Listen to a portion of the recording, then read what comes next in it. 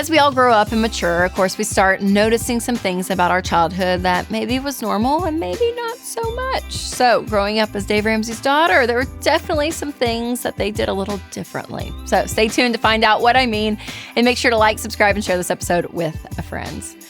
All right, we love our families, we do. And as I look back at kind of the quirky things the Ramseys did, I will be honest, most of them I'm like, I'm so glad they did that, because I think it really established who we are as adults today. So I am thankful for it, but it is funny. So one of the first things that was probably not very normal growing up in the Ramsey household is that you were on commission, you never got an allowance. And they made sure that we said those words. Yeah, you don't get an allowance, you get a commission.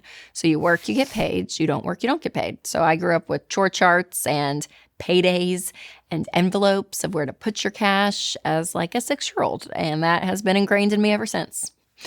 Also, an abnormal thing is one of your Christmas gifts that you get when you are 15 years old is a debit card. You get your own student checking, and they would decorate a poster board and be sitting with all your gifts. And it was like this streamers and like a big deal. You get that and contact lenses. Those were like the two big Christmas gifts you would get. And at 15, yep. And so I remember, getting a checkbook, and I had a knockoff Louis Vuitton wallet that I had in New York City that I got in the 8th grade. And I put it in with my check register and a debit card. And I thought I was awesome. I thought it was amazing. But at 15, you had your own debit card. I remember going to Hollister, and they asked for my ID. And I was like, I don't have an ID because I hadn't had my learner's permit yet. And he was like, I don't think I've ever met someone with a card who doesn't have an ID. And I was like, just need to get that T-shirt, dude. That's all I'm needing. So that was it. Nowadays, parents open up credit cards in their kids' names and try to build their credit and all the things. But no, Dave Ramsey, the opposite. Yep. All right, number 3 kind of relates to number 2, but whenever you bounced a check, which I did at the mall, probably at Abercrombie or Hollister, you actually had to go down to the bank in person and apologize to the branch manager for lying.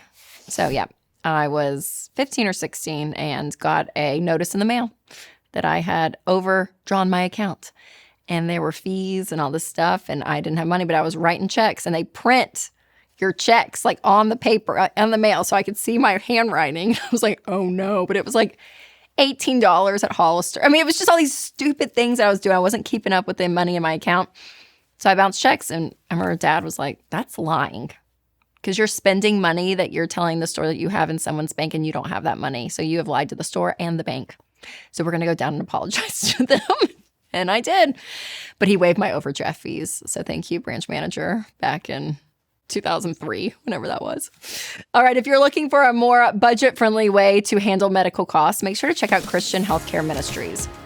CHM has a no enrollment deadlines, and you can choose any doctor or hospital you want. And that kind of freedom is big, especially if you're self-employed, between jobs, or you just need more margin in your budget. And right now, CHM is offering new members a 50% credit towards their first month of membership. So get started at chministries.org/budget and use promo code Ramsey. That's chministries.org/budget, promo code Ramsey.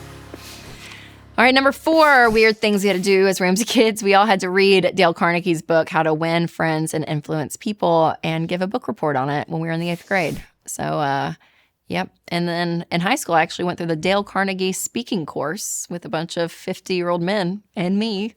Dale Carnegie, real hero in our household growing up.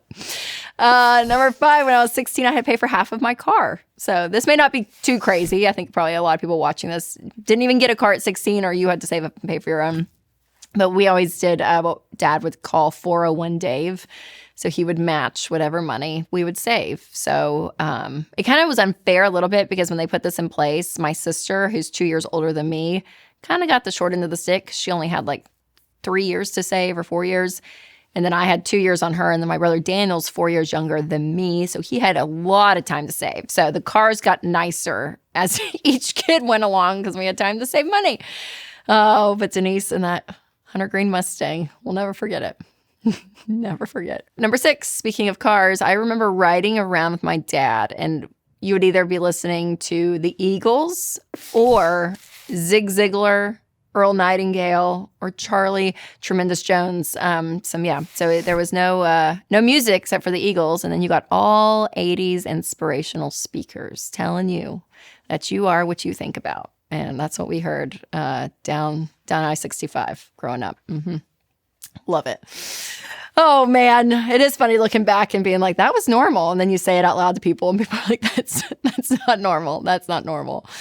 Now, there is one thing that should be normal, though, right? In all of our households, and especially if you have kids, is teaching the basics when it comes to money, right? And that is one thing I do very much thank my parents for.